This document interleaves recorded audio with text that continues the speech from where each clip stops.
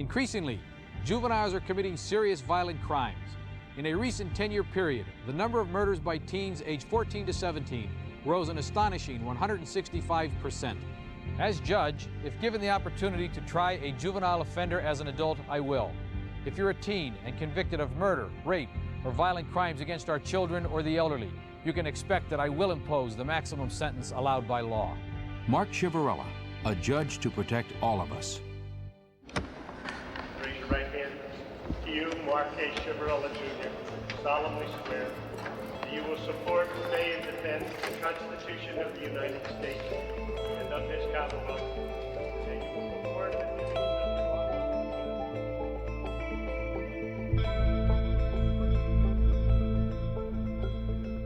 After Columbine, I would travel to the schools and I would explain to the students that it's a zero-tolerance policy. I instructed the probation department that I would not tolerate violence in school, weapons in school. I didn't want drugs in school. I would tell them that high school shouldn't be ruined by 2% of the kids screwing it up for the other 98%. For the life of me, I don't understand how that was a bad thing.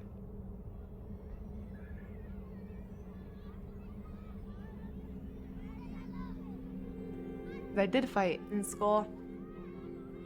And I knew I was gonna get in some kind of trouble. You're not allowed to fight. I just wish I could go back in time and start over from then. I'm not a kid anymore. Life goes on. That's all I just keep telling myself as life goes on.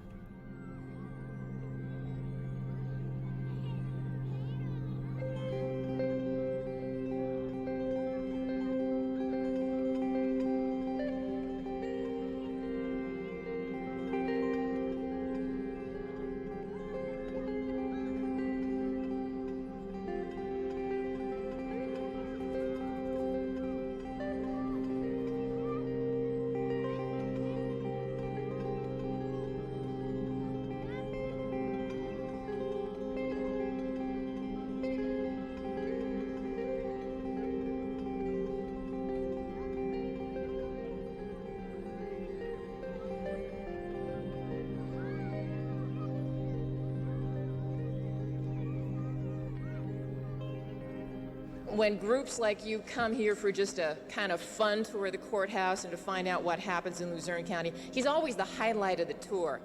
Not only is he our president judge, but he has traditionally handled all of the juvenile cases. All of the young people who come before the courts go before Judge Ciavarella. And he has a wonderful, important message for you this morning. I'd like to introduce President Judge of Luzerne County, the Honorable Mark Ciavarella. Judge?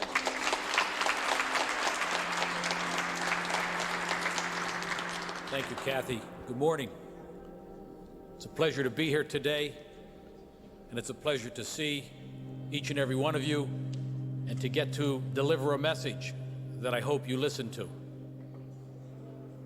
I don't know what life has in store for you. I don't know what life has in store for me from this moment on. But I do know that there's only one person in this whole world who can control what happens to me. That's me. And there's only one person in your life who can control what happens to you. And that's you. Whatever you have done in the past, whatever sins you have committed, you can't go back and undo it. You are going to have an opportunity today to experience what happens to people in prison. If you decide it's worth it, I'll be glad to put you there. I bought a moped. My parents bought it for me. It ended up to be stolen. They paid $250 for it. I had it for, I think, like 2 weeks. I guess someone saw me riding it and recognized it, and the cops came to my house. They read the serial numbers or something, and it came up stolen. It just so happened to be that. I bought something that was stolen. Tried to tell them this something's going on, and they told me that I was an overprotective parent. I said, well, I don't know what that means. I said, but all I want is my son home. I was 12 years old, and I wanted to walk my younger brother the bus stop. When I was 12, I had a mouth on me.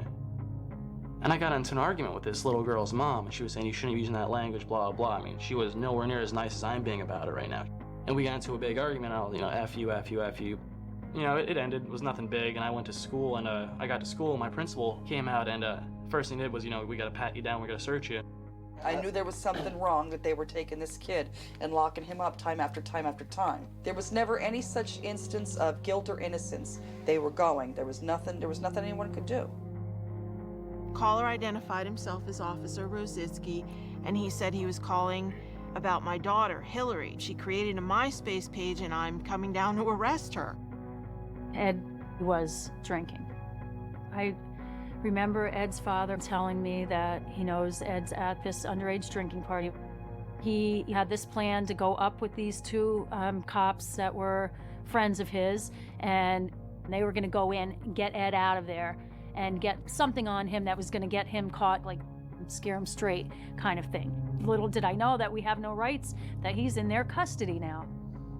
I was in 8th grade. I was 13. Me and this girl, we used to be friends. She was sitting there calling me a slut and a whore, and I can't stand you because we weren't friends anymore. So I threw a volleyball at her. Then when she walked past me, she did one of those hair kind of flips in my face, and then I had it was over. We ended up fighting. They took me to the office with the police officer, called my father, told him to come get his crazy daughter out of their school. She's starting trouble. Your kid was locked up for slapping a girl. It shouldn't have never went any farther than the local magistrate if the school wasn't satisfied with suspending her for 3 days. Not out to a juvenile judge. And then to find out it was all from greed. This lady, she pulled my dad back and she grabbed my arm and she's like, come with me. Judge Chivarella, he didn't even want to know anything from my side of the story. I was only 14. I couldn't believe that it was happening. I was just, scared out of my mind. I cried in front of everyone in the courtroom for like 30 minutes. I remember him just turning around and looking at me, and I'll never forget that look.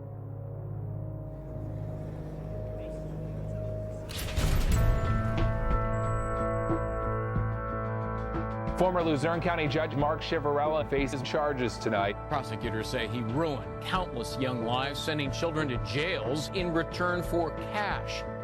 2 judges in Pennsylvania pleaded guilty today to taking huge payoffs to send teenagers to privately run detention centers. Former judges Mark Chivarella and Michael Conahan arrived at the federal courthouse. Prosecutors accused them of sending juveniles to a privately run detention center. The evidence against the former judges was compiled by the Federal Bureau of Investigation. In a scandal known as Kids for Cash. A Kids for Cash scheme. Dodgy judges are getting payback from the private sector. $2.6 million in kickbacks. In return for sentencing kids to juvenile detention. Folks, that's not a bribe. I call that a justice bonus. Young offenders, often with no prior record, were brought before these judges for charges as minor as writing prank notes. I don't deserve this. I mean, I'm not a criminal. These people are wolves in sheep's clothing because the kids trust these people. The people in this county trusted this guy.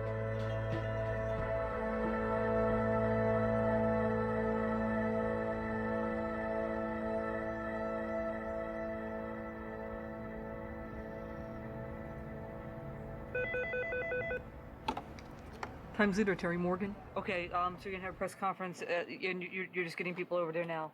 Judge Conahan and Judge Chivarella had entered plea agreements with the federal government in which they were going to plead guilty to honest services fraud in a tax case. For Chivarella, the key thing was that he had an obligation to tell the juveniles who were appearing before him that he had accepted money from this owner of this private juvenile detention center, and that he did not do that, so he deprived the public of his honest services.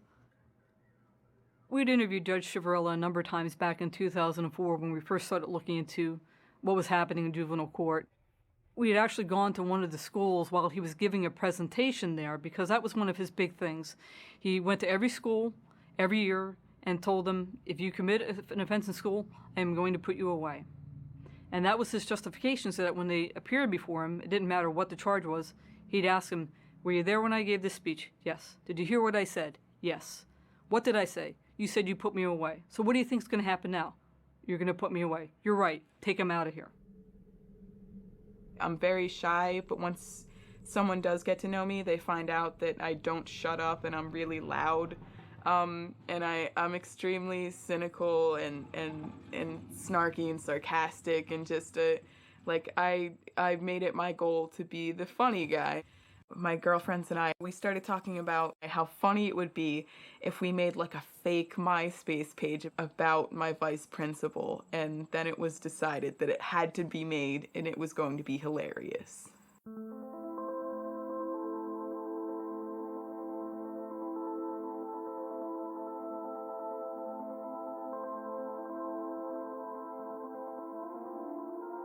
The police officer said he was charging her with abuse of the internet, terrorism, stalking, one of which was a federal crime.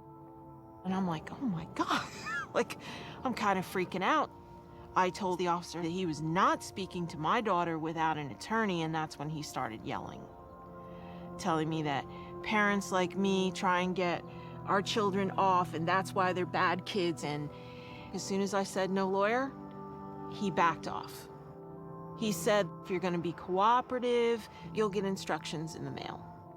And I was like, he's telling us be cooperative and everything will be fine. When I came off the elevators, there were tables, and the woman slid a form, but it was blank. And she said, do you have an attorney? And I said, no. And she said, sign here. Okay, so I signed here. We were briskly brought into the courtroom. The judge leaned across the table and yelled, what makes you think you can do this kind of crap? And I had my hand on Hillary's shoulder so I could feel her backing up. And I just whispered in her ear, it's okay, it's okay. Things went very quick in the courtroom, about 60 seconds. And while I was being handcuffed, I could hear my mother wailing right next to me. And the woman who was cuffing me goes, look what you did to your mother. And I was just like, I was completely confused. What flashed in my head is they just took my daughter away from me. She, now legal and physical custody, is no longer mine, and they're gonna take her away. That's what that means. I don't know what to do. I was kind of numb. And then I started calling. The local public defenders, the state, the Governor's Action Line, they told me to call the ACLU, and they sent me to a woman at Rutgers University in New Jersey. And she said, look, you're in Pennsylvania, I can't help you, but I know these wonderful people called Juvenile Law Center in Philadelphia. We received this phone call from Lorene Transu, Hillary Transu's mother, who told us a story that was eerily familiar. We first encountered Judge Chivarella in 1999, and we had a call from a parent who contacted us about her then 12-year-old son, who had been adjudicated delinquent by Judge Chivarella. We were particularly interested in the fact that he had appeared without counsel and in violation of his constitutional rights. So we appealed the adjudication, and the Superior Court reversed this young man's delinquency adjudication. We had this impression that Chivarella had been taught a lesson.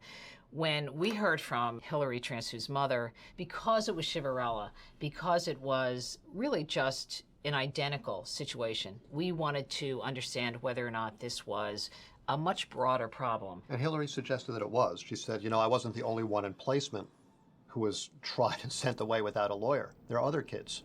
We began to look at state data. Luzerne County had a rate of waiver of counsel 10 times as high as the rest of the state. So you had a really high number of kids appearing without counsel who were placed.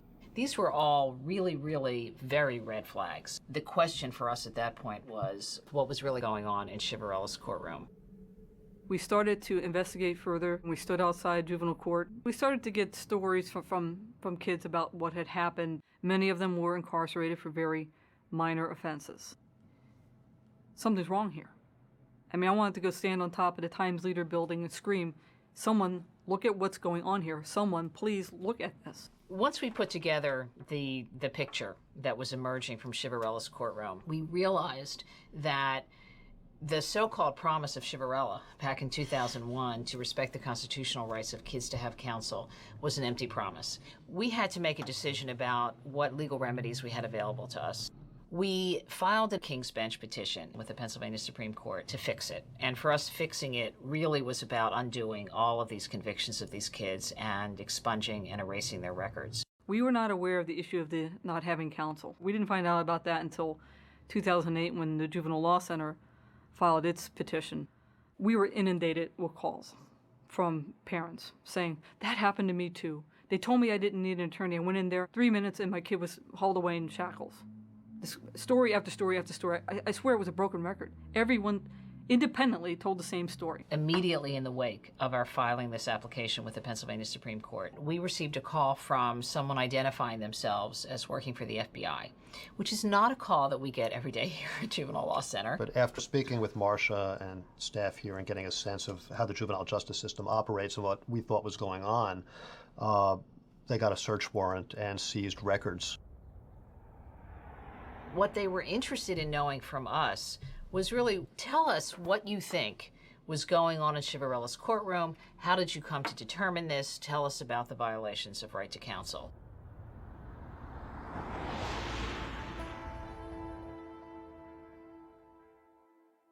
She was a good kid, I guess I would have to say. She wasn't able to get away with very much of anything. She had an older brother and 2 older sisters, so they kind of watched out for her. But she was happy. Yes. You know, she wasn't a sad kid. She was never depressed. You know, she was a singer. She was in chorus. When she was a little girl, Amanda and her sister missed, I would say, like 1 day of school. My mom and dad separated, but we still, spent time with each other. I was a straight-A student, then I started to the B's because I was getting older. I started getting into the B's, not paying so much attention. I had like a crowd of friends that, my parents wouldn't really want me around, but then I had another crowd of friends that were like really positive with me. I was trying my best in school to stay out of trouble, you know what I mean? But it wouldn't work out all the time. That's when everything started. Raising the 4 boys, it wasn't easy, but we did a lot of together stuff. I mean, we struggled, don't get me wrong. It was a single parent home, single income. I remember we used to have like a family game night. We would just sit around and play board games all night, which I thought was pretty cool because, you see people doing it on commercials so that, puts in your mind, this is what it's supposed to be. You know what I mean? If you're not doing this, you're wrong. At that time, Justin was acting out. I was newly divorced. He wasn't a bad kid. He was just getting cocky. Justin was always a busy child. He was always extremely intelligent. He had a genius IQ by the time he was 7. I started building little websites and I got into computers, but that was before I was, getting locked up and stuff. I would believe it was a normal childhood. I mean, I did everything that every kid would do. I pretty much grew up camping, just state forest and stuff around here. My favorite thing was actually just being with my family. It was time spent with them. Once Charlie went to school, he wanted to go to school, and the first day of school, he went to school and he came back and he said, I'm not going. He had a very tough time from then. There's a little piece of skin that grows in your mouth on the bottom. It had grown to his teeth, which made not only his vowels bad, it made every sound of the alphabet bad. Once he got out of elementary school, they put him in Plains Alternative Learning School, and that is where really the trouble began. He'd come home and he'd say, I shouldn't be there. I don't know where I should be, but this isn't the school for me. He'd say, Mom, these kids are bad. When I turned 14, it just went downhill. The first day I walked into the courthouse, I already went in with a feeling that something big, unexpected is gonna happen. I'm already scared right from as soon as I got out of bed that morning. Like something's gonna happen to go see a guy with a lot of power. This may not be good for me. We got to the court building and it's loaded. There's tons of people there. I didn't think anything of it. Like, I thought I was coming back home and everything. The dome inside the old courthouse is just so big. It's like it was designed to make you feel small. It was designed to scare me. You know what I mean? And it worked. We were literally in there a minute and a half at the most. The judge had already had everything in front of him. All he did was look through some papers and he told me that I was a troubled kid. And I don't think I was. It wasn't just the scooter. Judge Chivarella actually took into account that Charlie was having problems in school. How did he put it now? What this appears to be is parents that have lost control of a child. And he said, I think it's time for me to get this child back in control.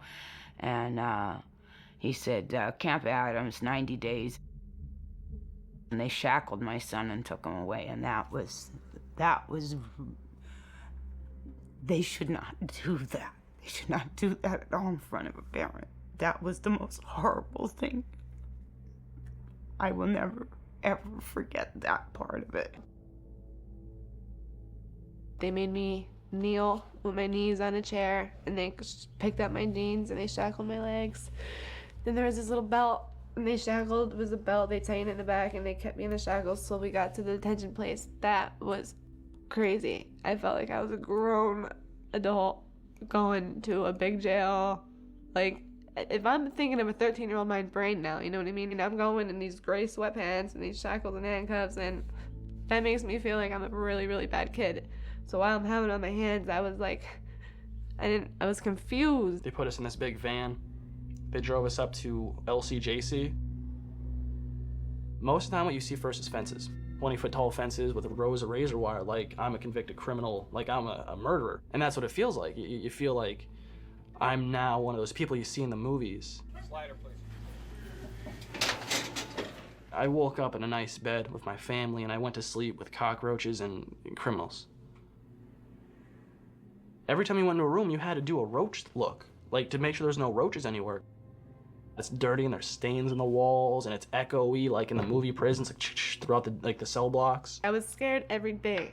I was scared every day because of the fact that I wasn't at home. I hate the fact that I can't go to school. Like, that's your childhood life, growing up and going to school. You never realize how much you miss your parents until you're away from them. I feel like my heart was ripped out. So I was just depressed. You can't do nothing. You can't talk to nobody to come home early like you could with jail. You can't bail nobody out. They treated you like you were a piece of shit. They used to just talk to you how they want to. All the kids are looking at you like, who's this guy? Is he someone I'm gonna have to worry about, or is he someone that I can take his stuff? I talked to staff more than the actual residents. I felt safe in that because a staff member isn't gonna beat you up, at least not in this facility. You did a lot of physical training, like running and jumping jacks and stuff. You stayed in your cell almost all day. The only time you leave is to go eat 3 times a day. The first 2 weeks, I didn't even have a pillow. Like, you had to earn a pillow. All you are is in this little tiny room. Do your schoolwork from in there and everything. Near the end of my stay, a kid said, I had a home pass, and he goes, I snuck in some weed. And I was 12, I had never tried it. I was very interested just because, 3 months of living around criminals, you're like, yeah, I want to do it, man. I want to try it too, That was the first time I'd ever done it. And I was like, wow, it was fun. Not even the getting high part, it was just, the unity. I'd write a lot of letters. Well, they're not letters, they're more like, I don't know, poemish things. Life presents us with challenges that we must overcome, and sometimes all the detours can leave the senses numb. Life is filled with stumbling blocks we pass along the way, but it can become a stepping stone when love comes into play. Wherever there's an obstacle that we must rise above, it helps to overcome it with an attitude of love. For anger never solves a thing, and stress will bring us down, but love unlocks the doorway where hope and faith are found.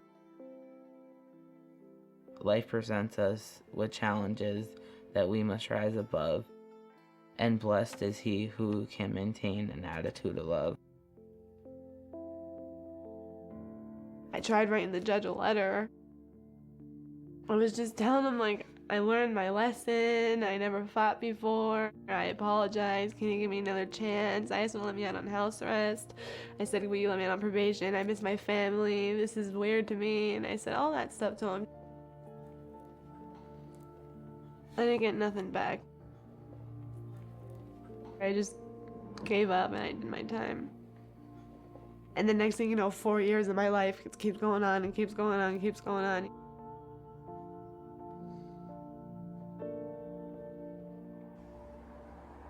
Kids were being sold for cash by former Luzerne County President Judge and Juvenile Judge Mark Chiavarella.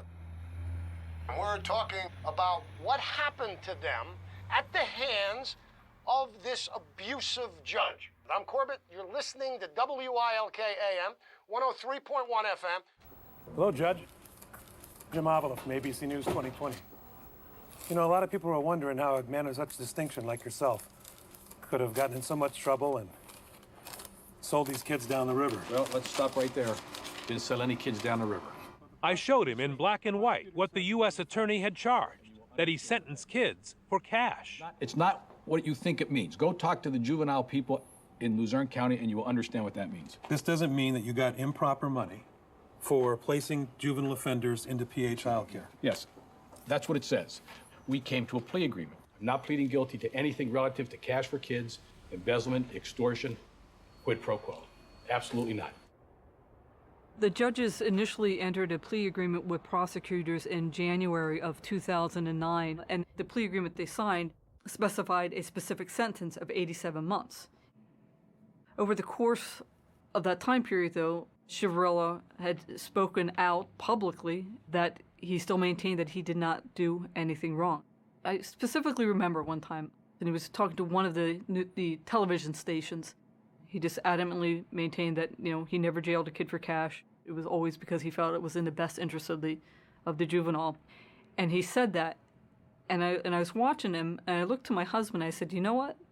That judge is going to reject that plea agreement because of what he's saying. Good evening, everyone. I'm Candace Kelly. And I'm Drew Spire. Chiavarella and Conahan were previously accused of orchestrating what's been called one of the worst judicial scandals ever. But their plea deals bottomed out. Now the U.S. Attorney's Office has filed a whole new case. In February, Conahan and Chiavarella pleaded guilty to honest services fraud and were set to go to prison for 7 years. In July, a federal judge knocked that plea deal right off the table. Conahan was called an obstructionist, and the federal judge claimed Chiavarella denied his role in making cash off of imprisoning kids. They're now charged with money laundering, bribery, extortion, fraud, racketeering, and federal tax violations.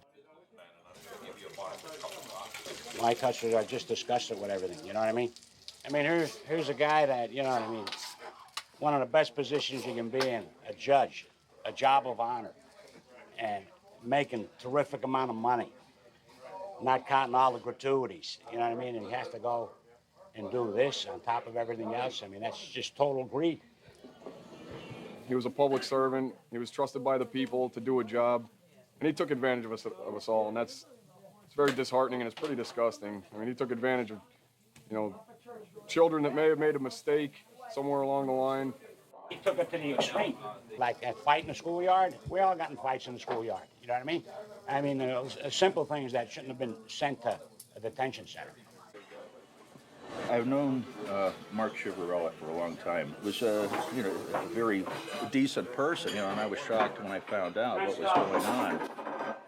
So I just think he was, I won't say victim, you know, but he just fell into a bad situation.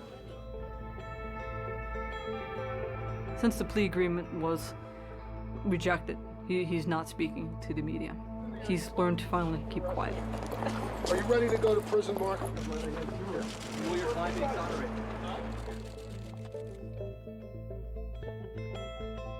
I have not told my attorney that I agreed to do this documentary. And maybe me doing what I'm doing is going to come back to hurt me. But I felt this was an opportunity for me to let people know what really happened.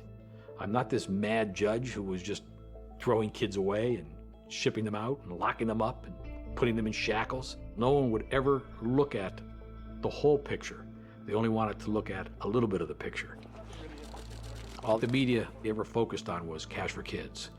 If that was something that the feds wanted to charge us with, then bring the charges and we'll go to trial. When Mark ran for judge, I didn't know Mark that well. He came on the bench in '96. That's when we started working together and developing a relationship and friendship. And we became very, very close friends, still are today. Mark was a tough juvenile judge, but from all of the feedback I got when I was president judge, from law enforcement, the parents, the superintendents at the schools and principals, told me he was working. He was doing a great job. I had never had a lawyer or anyone ever come to me and say that Mark was doing a bad job as juvenile judge or didn't have the interests of the kids at heart. Judge Chiavarella said, did not plead guilty to Kids for Cash, I did not jail kids for money, but in reality, he never pled guilty to Kids for Cash. That's when the whole Kids for Cash angle was born. People saw that you had a juvenile judge who was sending kids to a center. He got money from that center. They put 1 + 1 together and it equaled 2. And that really is an oversimplification of what happened. Mark started to talk about the deplorable conditions over the juvenile facility. Actually went to the commissioners and said, we need you to build a new detention center. The commissioners said that they would build a facility, but they wanted to wait till after the election. After the election came and went, there was no facility being built. From that point forward, my goal was to get a facility that was going to be safe and clean in an environment where I would feel comfortable if my kids had to go. Judge Chiavarella came in to see me one day and he said, these guys aren't going to build this thing. It's never going to get done. You're good at putting investors together and doing things.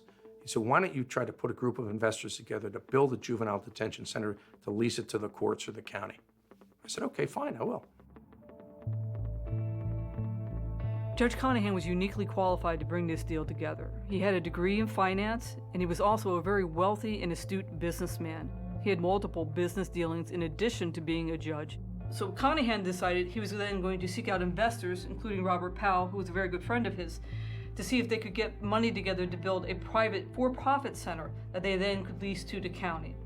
Powell did that. Next, it goes back to Chiavarella. He was very good friends with Robert Miracle. He'd known him since Miracle basically was a kid. Miracle owned a construction company that specialized in doing commercial developments. He suggested that Miracle put a bid in on the project, which Miracle did. He was the low bidder. He won the contract, and then he built the center, which was owned by Powell and others.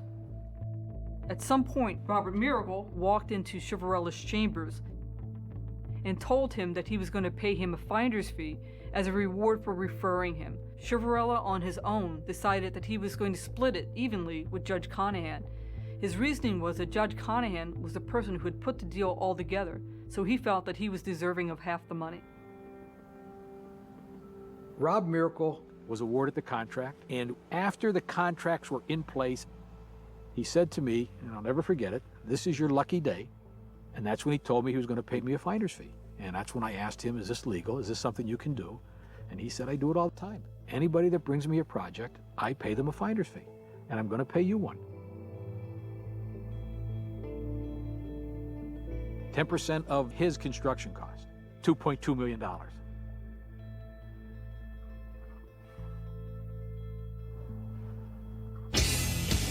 I'm real good at this. I'm a news guy. I do this for a living. Now, from the Entercom radio studios in Northeast PA, here's Corbett. We're talking about justice. We're talking about lawyers. We're talking about Kids for Cash. Let's go to Michelle. Michelle calling from Harvey's Lake. What's your take on this today, Michelle? This thing that it was a finder's fee, I absolutely do not believe that. Any of the people involved believe that. When you pay a judge cash money for anything other than the job the judge is paid by the taxpayers to do, they call that a bribe. They call that a kickback. They accepted approximately $2 million from Robert Miracle. They claim it was a finder's fee. Finder's fee is not illegal. It happens a lot in real estate. What happened with Chiavarella, the reason it was illegal is he got the money and then he made judicial decisions without advising the people who were appearing before him that he took that money. And he also had not reported the income that he received on his taxes for that year. That is the only thing that he is admitting to. Anything else regarding the Kids for Cash, he does not acknowledge. The first monies that we received were paid into Beverage Marketing. It was a company that Mike Conahan owned. He said to me, look, I'm going to pay the taxes on this money. Unfortunately for me, he never paid the taxes. But what I ethically did wrong was I did not put Rob Miracle's name down on my ethics statement that I filed with the Supreme Court that I received income from an outside source. And that was wrong. I had two choices. I could take the money and report it, and if I wasn't going to report it, don't take it. Well, I chose to take the money and not report it. But did I think it was a crime? No. Did I know I was committing an ethical violation? Absolutely. And the dark side is I wasn't strong enough ethically to not do that. I was concerned how people would perceive the juvenile court judge getting a finder's fee from the person who built the facility. It wouldn't be perceived too well. Well, unfortunately, that wasn't a good story. Cash for Kids was a better story. Fill me with flaming desire. Normally, I'd make some kind of a crack about this being the kind of music that they play at the going-away parties for gangster lawyers, but since we have Cliff Haynes on the line, who's the president of the Pennsylvania Bar Association, I'll cut you a break, Cliff. I won't say that. I think they pled guilty conditionally to theft of honest services. Correct. What does that mean? They didn't plead guilty to sending children to a juvenile institution in return for cash. See, the federal government will argue with you that they did, in fact, do just that. Cliff Haynes is the president of the Pennsylvania Bar Association. Come back, we'll talk more with him. You better listen. The government said from day one that it was a quid pro quo. Now Chiavarella was saying, no, that's not true. And we started to see that this might not come together as smoothly, this plea agreement, as had originally been hoped for. All I know is the deal is off, and we're supposed to get ready for trial. The feds say he sold kids for cash. That's what the feds say they will prove if this case goes to trial. Juvenile Law Center. I think what Chiavarella did was akin to putting on a robe and setting up a courtroom in his garage. When I received the call from Lorene Transu, and she told me what had happened to her daughter, who at that point was a sophomore in high school, our first concern was to get Hillary out of placement and to undo the adjudication of delinquency. The day of my new court hearing, we walked up to Judge Chiavarella and said that the original trial that we held was without an attorney and that I did not know that I had waived my right to attorney and that we had to have another trial. Chiavarella said, all right, fine, you've got a week then. The night before I had the second court hearing, the Juvenile Law Center was trying to work out something called a consent decree. The consent decree works similar to probation, except that the terms are sort of negotiated. And at the end of the consent decree, my record would be expunged. Unfortunately, the victim had to agree to the consent decree also. That day at court, we went in and Chiavarella was like, well, the victim agreed to this? I guess I'll accept, but you know what I think should be done with you so that you'll learn your lesson. he seemed pretty bent on sending me back.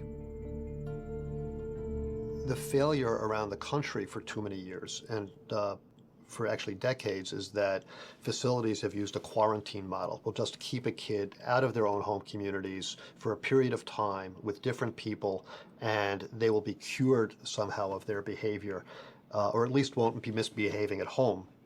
And when they return, they'll be better. Well, it doesn't happen that automatically. Placement of a child outside the home is an unnatural act when it's done involuntarily. It can be very traumatic, and it disrupts normal adolescent development. They never let you out without probation.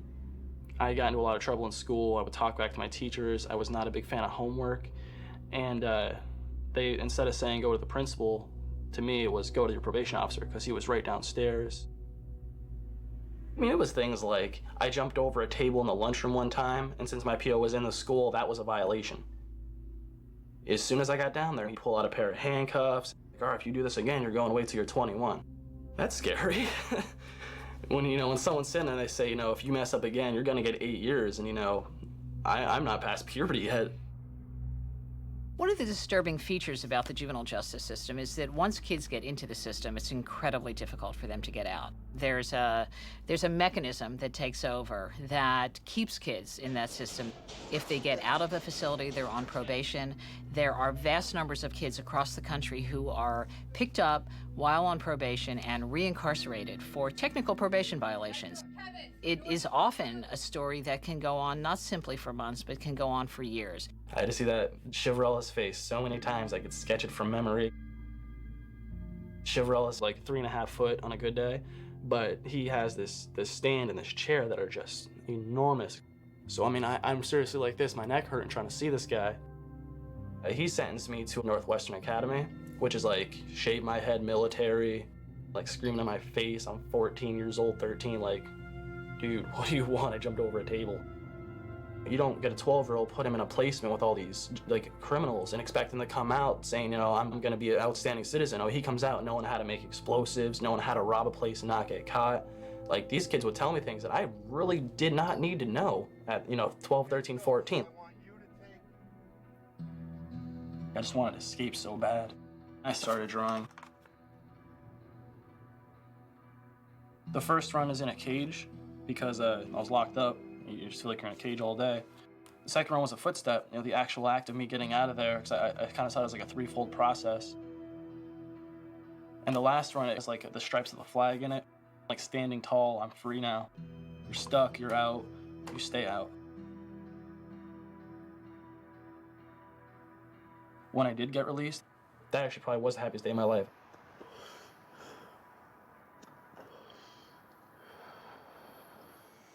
When you're jumping. Oh my God. My son, Eddie, he was always just a fireball.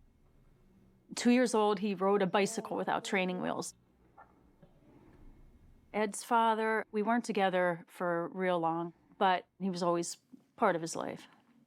Ed was, I would say, 8 or 9 years old when the school started saying that he had attention deficit disorder. He was put on Ritalin. I didn't like what it was doing to him, and we didn't last long on it. I just thought that I'd rather him be him, and whatever we have to work on and deal with, we would just work on, and he would learn that way. Ed was always a great kid, a respectful kid. But once he got older, 14, 15 years old, he did drink. What are you doing? I heard through his grandmother telling me that Ed's father was drinking, and she said Ed was drinking too. I never thought that was appropriate. He needs you as a father, not as his friend. I became, I think, the mother and the father. The summer before his senior year, I would catch him sneaking out to go out with his friends, and his dad saw him the one time coming home, and he had way too much to drink. His dad had this plan to go up with these 2 cops that were friends of his, and they took the pipe that was at this party and put it in his truck so that it would be, in his possession. All we ever wanted was the best for Ed. Nobody's gonna do anything that, you think is gonna hurt your kid. I just remember standing in front of the judge, and all I remember him saying is I'm sending you to the juvenile detention center for you to sit and think about what you've done. He went in there as a 17-year-old, free-spirited kid, and then he came out of there like a hardened man, I would say. It wasn't long after he was out of there that he ended up getting into a fight because he was still on probation. He would have to go back in front of Judge Ciavarella. Everybody was saying that if you go back in front of him, he's going to lock you up till you're 21. Wasn't even 18 yet. So it's when he ran away. Went to Florida. He's probably gone for a month. And then he came home. 2 whole years went by. He was working in construction. He seemed to be happy again, just getting back to normal. But there was still that warrant from Judge Ciavarella. Ed did get a little fender bender, and Judge Ciavarella sentenced him now to a juvenile detention center. And he's in this facility with 13 and 14-year-old kids. Ed came out, and all I saw of him is that, he was just pent up with anger. He was. Ed got into a fight again, and he was charged with aggravated assault. So he went to state prison. Kids are not just small adults, and the notion that kids who commit crimes should be punished in the same way as adults really ignores some very fundamental things that we now know about kids. The part of their brain that really governs their decision-making capacities and their exercise of judgment is the less to develop, and so it continues to develop well into the early 20s.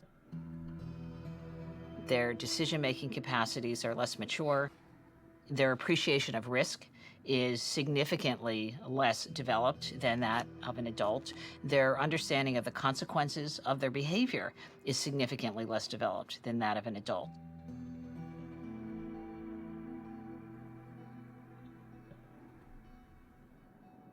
Two judges stand criminally charged.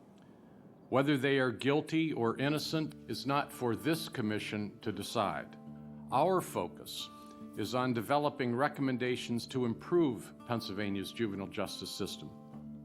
Our concern is also the inaction of others, those who knew but failed to speak, those who saw but failed to act. Here I was saying, I'm the adult, trust me, because when we get to court, we can trust that police officer, we can trust that judge to do the right thing, to be fair, to use their authority appropriately. And that's not what happened. You do solemnly swear the testimony you're about to give will be the truth, the whole truth, and nothing but the truth? I do. Have a seat, please. When did you become a district attorney, sir? 2004. 2004? Yes. Who was the judge presiding at that time? That would be Ciavarella. According to statistics that we've been provided, approximately 54% of the cases during this period were actually cases where counsel was not appointed or counsel did not appear on behalf of the youth who appeared in the courtroom. I mean, half of the cases were without counsel. I mean, in as much as I was there, I would say that as much as you saw lawyers, you didn't see lawyers.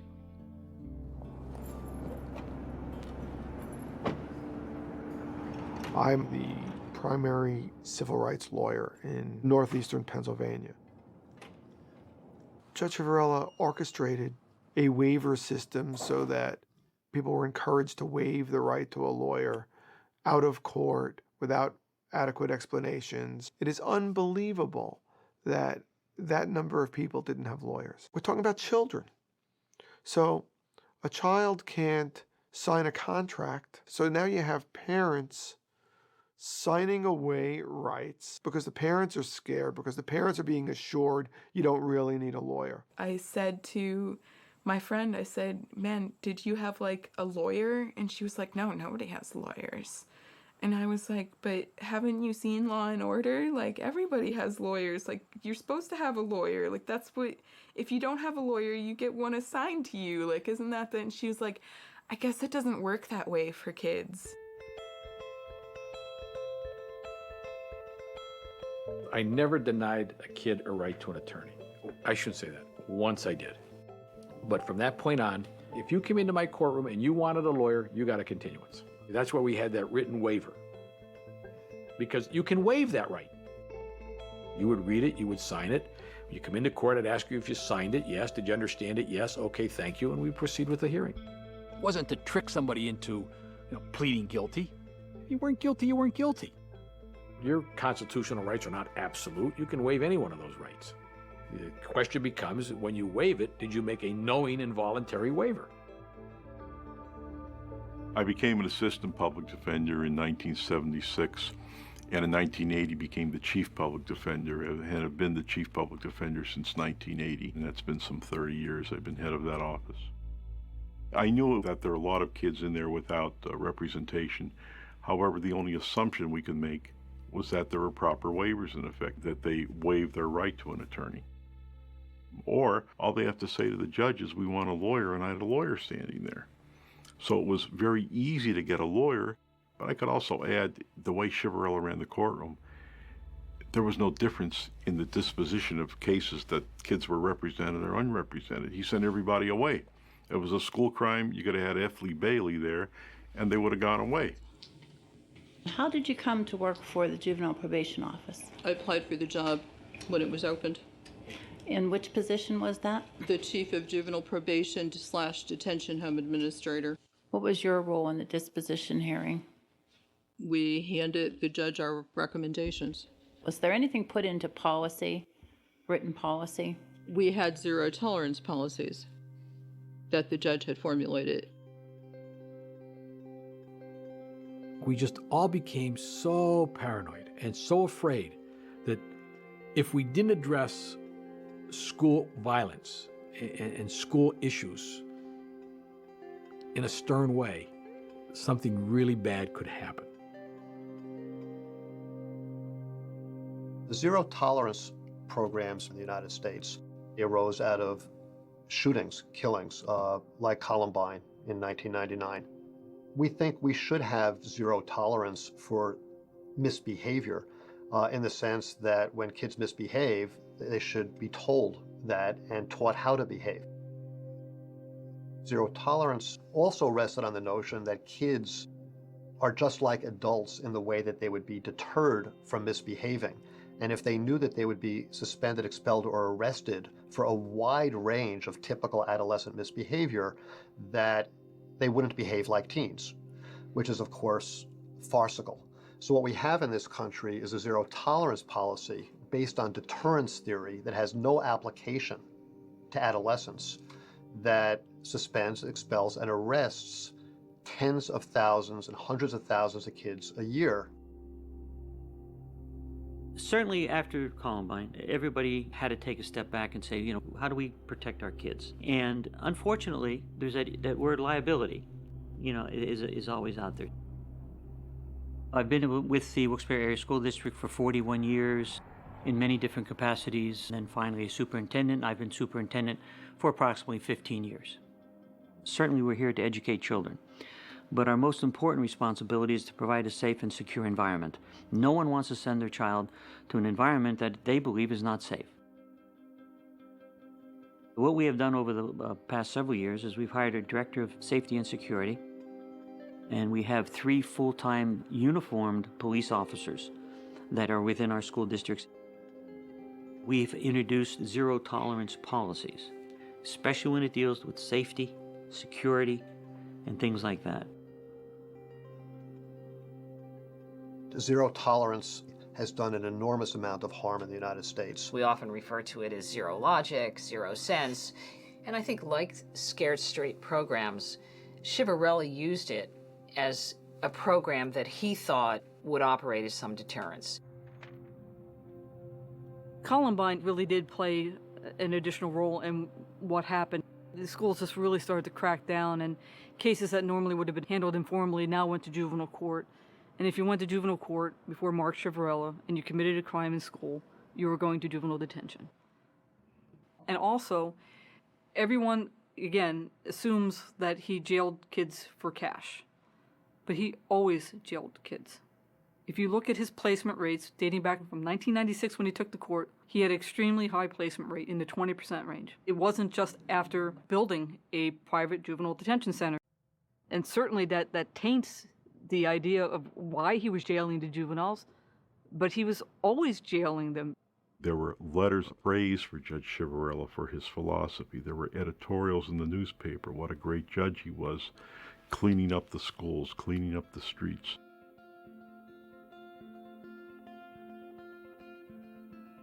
I wanted these kids to think that I was the biggest SOB that ever lived. I wanted them to be scared out of their minds when they had to deal with me, because I was hoping, because of that, that they would never put themselves in a position again where they had to come back and deal with me. Family has an awful lot to do with why and how a kid gets in the system. People don't know how to be parents. To me, the juvenile system was trying to teach children to be responsible. When I was growing up, didn't need the system to take care of my problems. My mother and father took care of my problems. I wanted to revert back to how my mom and dad raised us. And they raised us with a lot of love, a lot of caring, but a lot of discipline. My father was very hot-tempered, easy to fly off the handle. I was a freshman or sophomore in high school, and we drank a couple quarts of beer. One night, one friend said, "Why don't we take that car and go for a joyride?" As we were about to get in the car, I heard this voice say, "What are you doing?" I see my cousin and my friend take off. The police officer says to me, "You better come with me." The next thing I know, the juvenile detective, John Gonis, said he'd give me a ride home. And as we're driving to East End, I am getting sicker and sicker and sicker. We walk in the house, my mother calls my father, and he said to me, "What's the problem here?" I looked at my father and I said, "We were going to steal," and I didn't get the word out of my mouth. And he just looks at me and he says to me, "Look at your mother." And she was just hysterical. And she kept saying, "I can't believe my son's a criminal." At which point in time, my father starts to wind up, and I know it's coming. And he hits me, knocks me out cold.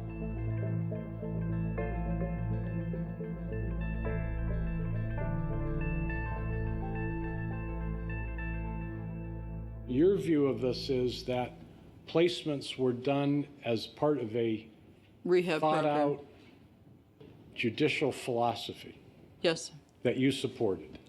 To a degree, I supported it. So you have no basis to conclude that these placements were made from any improper, ulterior, or illegal motive. I don't think so. Unless I'm very naive, I don't think he did. The schools had a lot of influence in initiating complaints into the juvenile system. We were faced with what occurred at Columbine. And I think there was a reaction across the country and probably the world that you need to get tough with these kids. Why was it that everybody was so willing to say it's zero tolerance that these kids are being placed? Because everybody loved it. The schools absolutely loved it. They got rid of every bad kid in their school. When I was in school, if you threw a spitball, maybe you went to the principal's office and sat for a couple periods. The last couple of years, if you threw a spitball, they got the police, and you ended up in juvenile court and get sent away. Young people need to know very clearly that there's a consequence for them if they decide to violate the law. And the consequence has to be clear and has to be fairly immediate. And I think that's one of the responsibilities of the juvenile justice system. The reality is that we have seen a substantial increase in the numbers of referrals to the juvenile justice system. Prior to Columbine, when misconduct occurred on school grounds, we all knew what the response would be. It would be a suspension. It would be after-school detention. It would be a slap on the wrist, a note in your file. But since Columbine, there has been a rush to assume that the juvenile justice system can manage all behavior. That, of course, has been an over-response. It's a misuse of the juvenile justice system. It's becoming a common thing to have police officers and probation officers either in the school or very nearby. I don't agree with that. You can't allow that one person to disrupt things to a point where everybody else is paying the price for their inability to control themselves. If there's an officer there probation officer there, it's almost like a challenge to the students.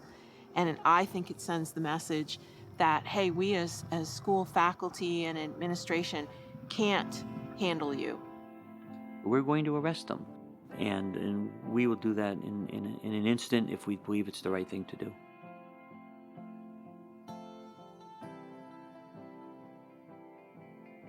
Upon returning to school, I just got lower and lower and lower in my mood. A probation officer has his own office in the school. Sitting in the probation office was humiliating. Big, huge windows, and everyone's walking by in between classes, and there you are with your probation officer. Some teachers, I think, were really disrespectful to me, and a lot of that stemmed from the fact that, well, oh, she's one of those stupid kids that got sent to camp. When I came home from placement to go back to school, for the first month I was okay. And then after that I fought with my teachers, I argued, I was getting suspended. I felt like the new girl again, and I really wasn't because I knew everybody. But then I have everybody asking me what I did, how's lockup, thinking it was cool and stuff, and to me it wasn't cool. The one time I made a comment in my class because I was known for being the jokester and the big mouth, and we were talking about this silly evacuation program that if anyone came with a gun and we had to run, we would all go out into this huge field and run away from the school. So I said, well, you know what? You stick with your evacuation plan. I'm friends with everybody, so that kid is going to remember that I let him borrow my pencil one time. And then the teacher took me to the guidance counselor's office and said that I knew someone who was going to shoot up the school. I didn't fit in. That's how I felt like I didn't belong there. At first I was telling my father, there's something that feels like it's not right with me. I don't feel like I could be around people or something. And he didn't believe me. He just thought I was making an excuse up not to go to school. And I was telling him Dad, everything's just so in my head all the time. And it makes me nervous to just be around people. It really does. And I know I'm not crazy, but something's not right. I cry. I can't breathe sometimes. I'm it's not me. Something's wrong. That's when I got diagnosed with a post-traumatic stress disorder, depression, severe anxiety, and mood swings. And then I was just missing school. And I missed 78 days of my junior year. So then I just stay away.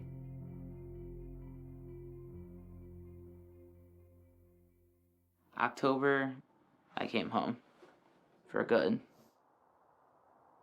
For all those years I missed high school, I never went to a prom. All my birthdays, until my recent one, my 19th birthday, I was always in a placement somewhere.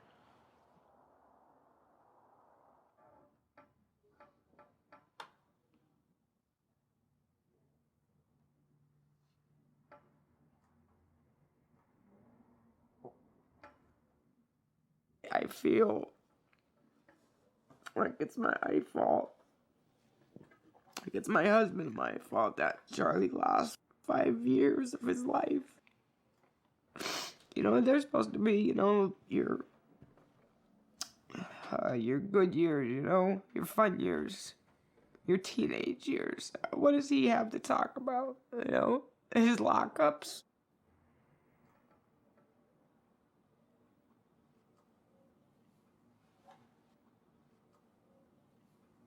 A lot of people ask me if I hold a resentment against the judge or anything.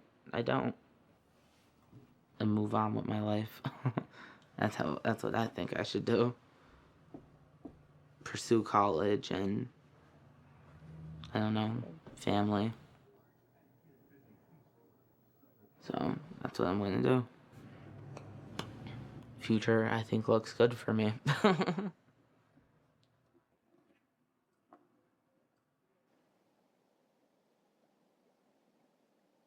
News Watch 16 at 11.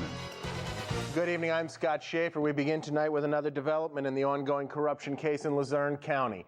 as a former judge agrees to plead guilty for a second time. Judge Conahan, did you want to say anything about the guilty plea today to the taxpayers in Luzerne County? I don't have a comment right now, Andy, though. Thank you, though. Former Luzerne County Judge Michael Conahan admits he was a major player in the alleged Kids for Cash scheme. Investigators say, and now Conahan agrees, he and former Judge Mark Ciavarella worked together to make sure the PA Child Care Center would be built and thrive.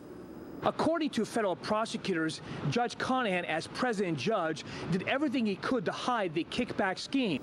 He made sure the county-owned juvenile facility was closed down, and then he guaranteed that juveniles would be sent to the private facility in which he had a business interest.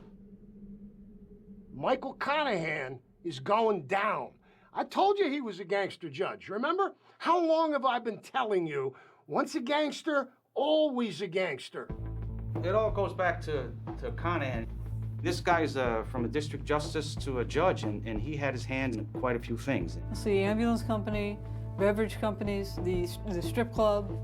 Conahan had business ranging from beer distributorship to an ambulance company. So if there was anybody who knew how to put something together, it was him.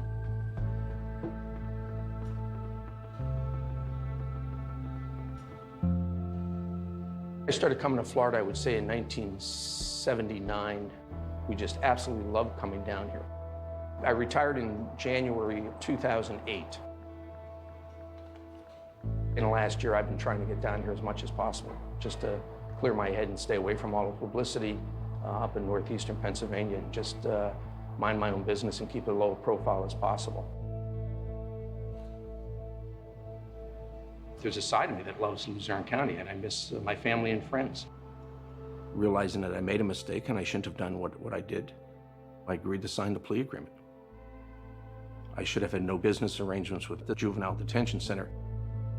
I'm willing to accept the consequences for it.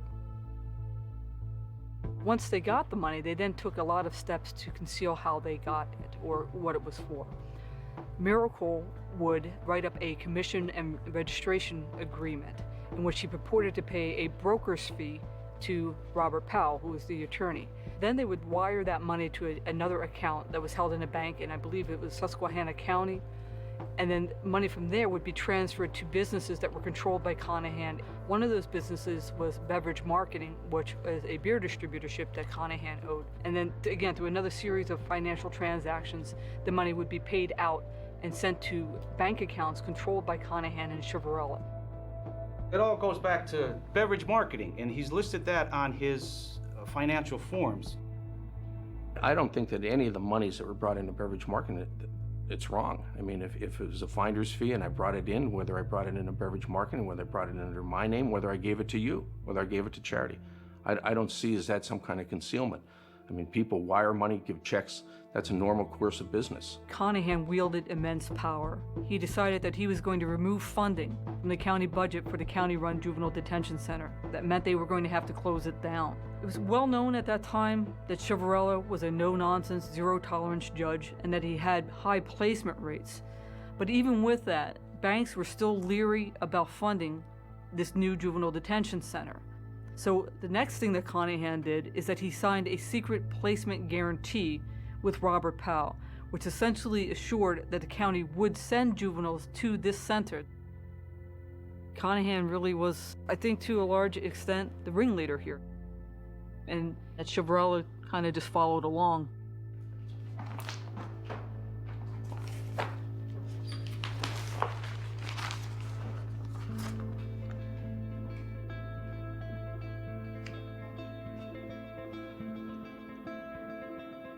Indicates that he and I participated in a scheme to basically get a kickback gratuity. I don't care so much if you didn't just outright lie to me. Well, let's put it this way, every time we think it can't get any worse, it does. It does. Yeah. I did something wrong in accepting the compensation while I was a judge. That's the issue. The government is saying to me, look, it was extrajudicial compensation. You shouldn't have taken it. It was an ethical violation. It was corrupt. We're going to call it a gratuity. You're going to admit that it's a gratuity, and therefore it's going to be a kickback. He told me when he entered his guilty plea that he would never agree to any facts that had in it a kickback or a bribe. Kids for Cash, anything, and he just... And the first document they send him is nothing but a scheme for a bribe or a kickback, and he signs it. There's no factual truth to the scheme. There was no scheme. Just don't understand how he could tell me one thing and then do something completely different. If this is the least thing that I have to admit to doing, I can live with all of that. I can justify that in my mind. I think Dad is still somewhat delusional about Mike Conahan. He was kind of the puppet master, just, with the strings and my dad being on the string, just dangling. I truly believe that there was something that Mike Conahan, that the government had on him. I have to say he led a very different life than my dad led. Do I feel betrayed? Absolutely. Do I feel lied to? Definitely. Can I believe what Mike has done to me? No, I can't. But the reality is he has done it. And now I have to live with it.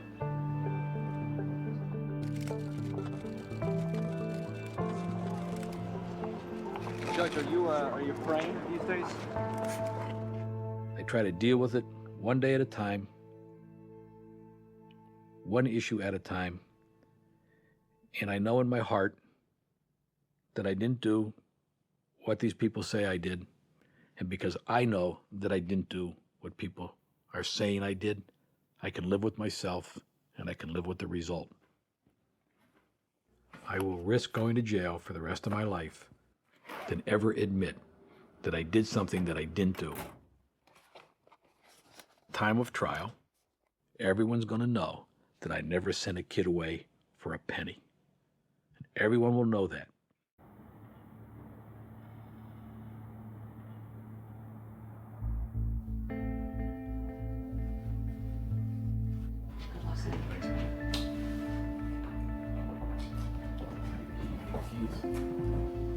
Love you.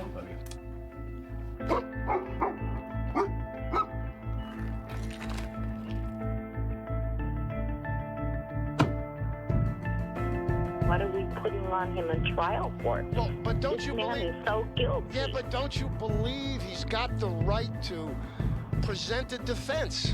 That's a cornerstone of the American way. Isn't what you're saying completely contrary to everything we believe in America? No, he's guilty. High security for a defendant not in custody here in federal court in Scranton. This is former Judge Mark Ciavarella and his attorneys and all their files going into the federal courthouse in downtown Scranton. Ciavarella was indicted for his alleged role in the Kids for Cash scandal 2 years ago. Jury selection starting here this morning.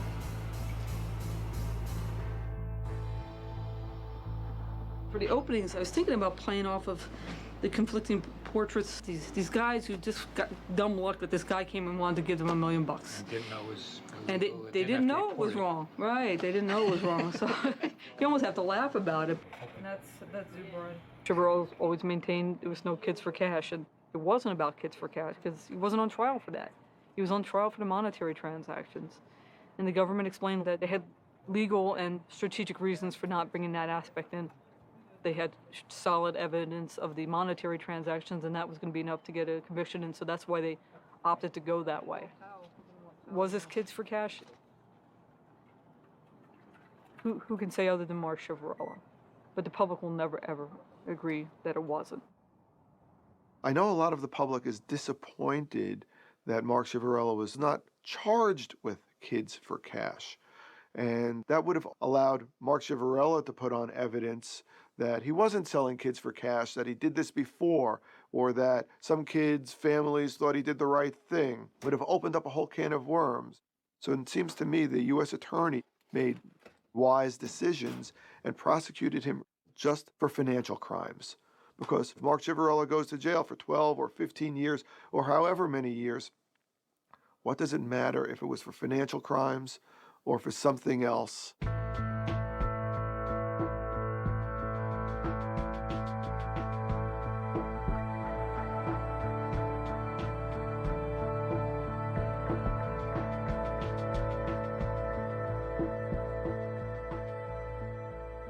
Every time I walked out of court, court, a reporter would ask me, do you have anything to say to the children?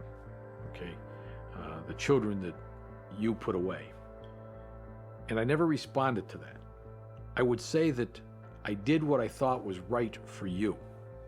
I'm sorry that I didn't set a better example as to how you should lead your life.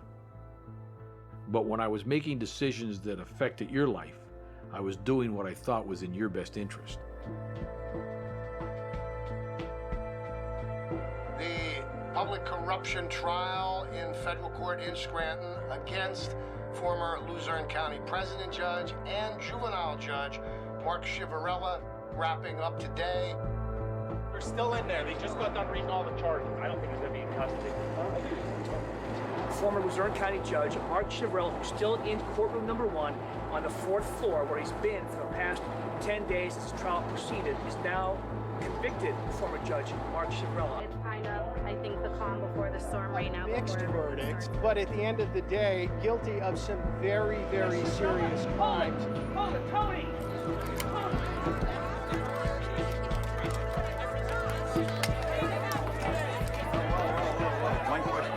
How do you feel, Al? We're amazed. The jury rejected 95% of the government's case. They rejected most of the theories regarding kickbacks and bribes. The government really got hurt today on this entire case. And it stands for the proposition that what Mark Chivarella said all along was true. He never took a kickback. He never took a bribe. This is not a cash for kids case, and we hope somebody starts getting the message. My kid's not here anymore. Ma'am, my kid's not here. He's dead because of him. He ruined my fucking life. I'd like him to go to hell and rot there forever. No, you know what he told everybody in court? They need to be held accountable for their actions. You need to be. Do you remember me? Do you remember me? Do you remember my son? An all-star wrestler? He's gone. He shot himself in the heart. You scumbag! You ruined my life! Somebody better do something with him! Mark Chivarella, guilty on 12 of 39 federal felonies. Judgment Day has arrived, and Mark Chivarella is going to hell. You still get your pension? Right, you upset? Chivarella was found guilty of racketeering charges, mail fraud, 1 count of money laundering, fraud conspiracy, and filing false tax returns. The jury found the ex-Luzerne County judge not guilty of 27 charges, including wire fraud, receiving bribes, 5 counts of money laundering, and extortion. I was a little disappointed they didn't nail him on more charges, but I guess they got him on enough to put him away for 10, 15 years at least. I mean, he's 60 years old. You know, if he gets 15 years, that's 75. Unless he gets out for, you know, good time or stuff. Now maybe you'll get to see what it feels like when you're separated from your family. And what about this mother? Yeah. I feel bad for her. I know he's seen her son commit suicide or something. Shot himself in the heart. We gotta get back to basics.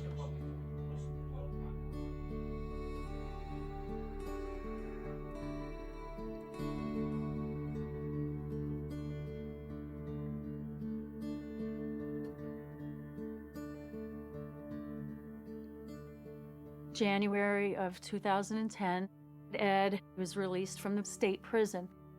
And he came home, and he was home for 5 months. He lasted.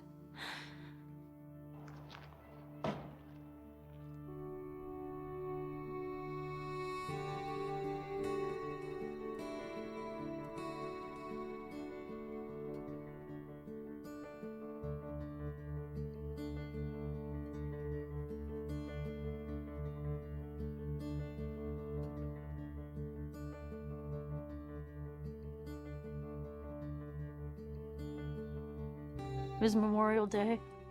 Ed was up the mountain, up with his dad.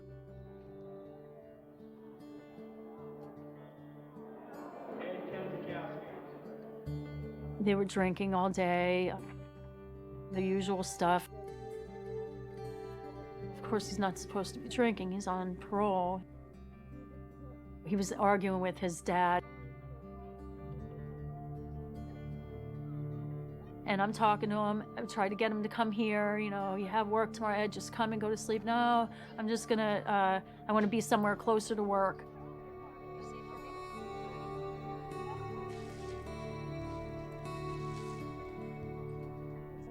And he ended up going back to his little cabin right by the water. He took a gun and shot himself in the heart.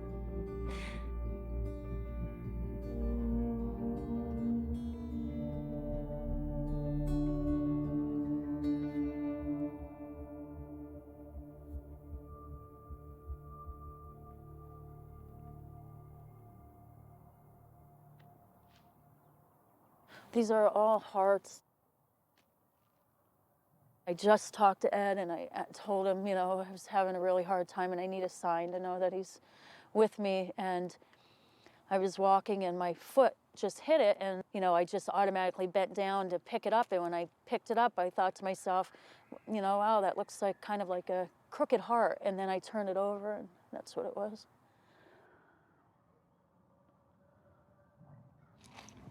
This one I found up at Nature Park. And it's just a round, bald rock, and it has a heart. It looks like it was carved in there. I found that right in the water. No matter how many signs I get, I still miss his voice. I miss hearing the words Mom. I miss his smile. I miss talking to him. I miss, you know, everything. Vacations and holidays and...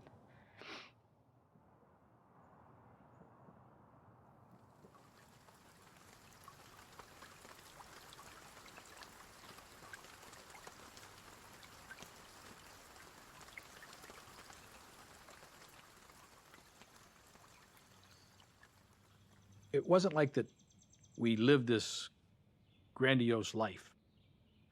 Most of the money that I received, I used to send my kids to school, paid off some debt. And here I am, I'm 60 years old today, and I have nothing. Living with my brother-in-law and sister-in-law. I've struggled with, you know, why did I take this money? I don't necessarily know if it was greed that caused me to do it. I think it was more a sense of financial security. You know, all the things that you want to do for your children, now I had the opportunity to do because I was going to get this money. And destroyed my life because of it. Want your hat on, Marco? Put your hat on for Yeah, pictures. party hat. Pictures. Party hat. Just for the pictures, but... I have a grandchild who is going to be 2 in July. I have a grandchild on the way. There's a good chance that those children really won't know me in a personal sense, that they will probably only know me through stories or photographs, or I hope that they understand that I wasn't as bad as people say I was. I would hope that they understand that their grandfather screwed up big time. And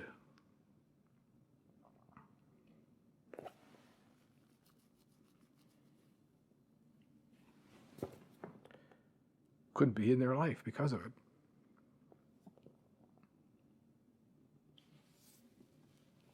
Kind of tough.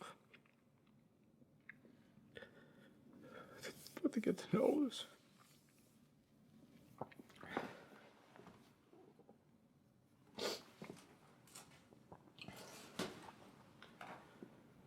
The grandfather's a skull bucket.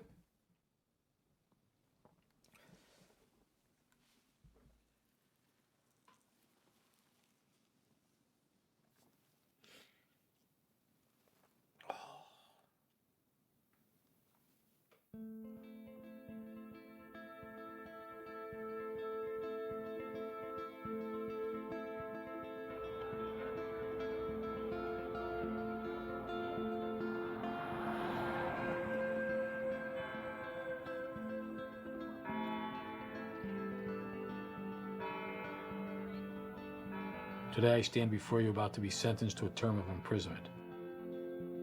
I would like to take this opportunity to apologize to the citizens of Luzerne County for violating the trust they placed in me. To all the juveniles who appeared before me, I would also apologize to them and ask that they forgive me for being a hypocrite. I had hoped that they would learn from my mistake and realize that everything we do in life has consequences. I've been publicly convicted of a crime I never committed. There was no connection between the money I had received and the children I placed at PA Childcare. But yet today, I stand before you guilty for being the Kids for Cash judge. Those 3 words made me the personification of evil and caused a public uproar, the likes of which this community has never seen. I have lost everything that I have ever worked for or cared about, but I will never lose my will to fight against individuals who say I took cash to put children in placement when I never did. Your Honor, I would only ask that the sentence be for the crimes I was found guilty of committing and not for crime or crimes I did not commit. Thank you for giving me this opportunity to say what I had to say. Now, what did he tell him? Well, an appeal will definitely be taken. The federal sentencing guidelines.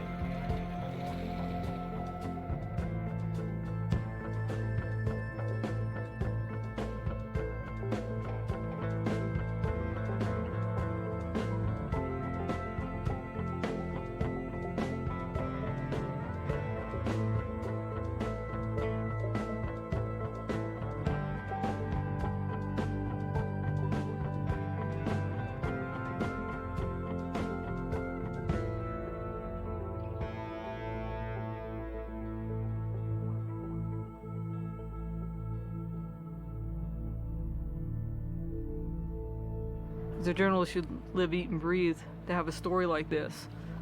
But it's distressing that it happened in your county to people that you knew. That day with Sandy Fondo, I was devastated listening to her. It was just heartbreaking. I look at that picture of her on our front page. Out of anything, this is the thing I'm going to remember most from this entire 2 years.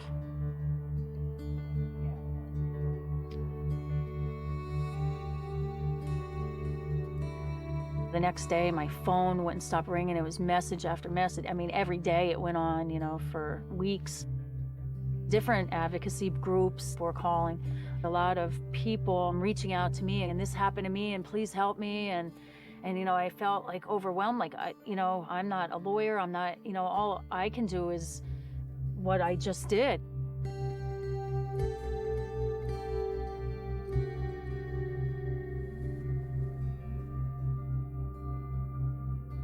No one listened because we were kids. Even though sometimes when I was sitting in camp and I was like, this is so unfair, I hate authority, I hate judges and cops and everyone, I hate our legal system, then I ended up being saved by the legal system. There are people who are still good and capable of being able to serve justice when appropriate. Something so negative can be turned around.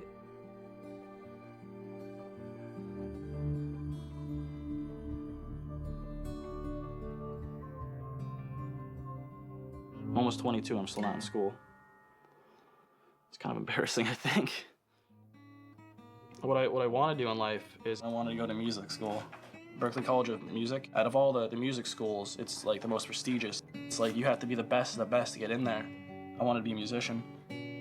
When I was in North Central, they had this program. If you're 17, you can get a GED and you never have to go to high school again, which, as a 17-year-old, no school? Yeah.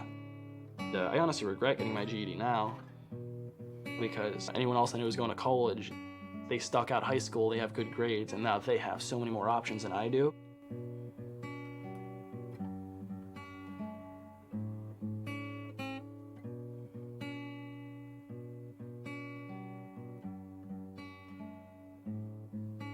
If I didn't go into homeschooling, I'd probably be a dropout. I'm still graduating from the same school. I'm still going into the school to graduate. I did my hair. I started feeling a little nervous. I feel like I'm gonna puke. I'm taking medication so I don't freak out and stuff like that. I keep getting like the cold sweats and stuff because there's gonna be so many people there, and I'm like really, really, really, really nervous of them. I'm glad I made it to the end. I really didn't think I was gonna graduate. My mom and my dad and my sister, they just kept giving me the confidence and everything. Amanda, you could do this, you could do this. And they wouldn't give up on me. I'm the only one that graduated out of my dad's kids. Amanda Laura. I was pretty nervous on stage. And then, you know, it left me. The best feeling in the world. I never felt like this before. Like, I feel like I want to cry of joy.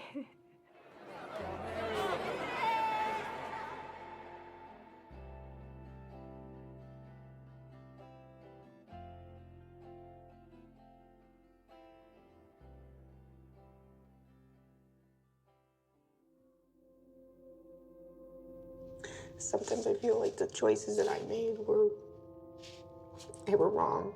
I didn't do the best that I could do, and that makes it hard when I look at your picture and I know that you're in here.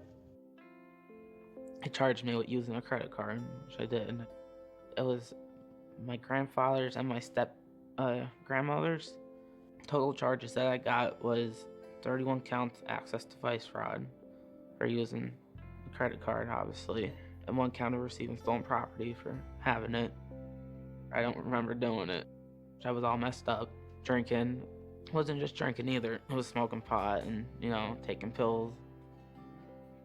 Everything was hard. I needed to find a job. I was 18. And while I was in placement, they really never, like, they don't teach you anything like that. Like, what to do in the real world. I sure could have used help, I guess. It's a good thing maybe I'm here, I don't know.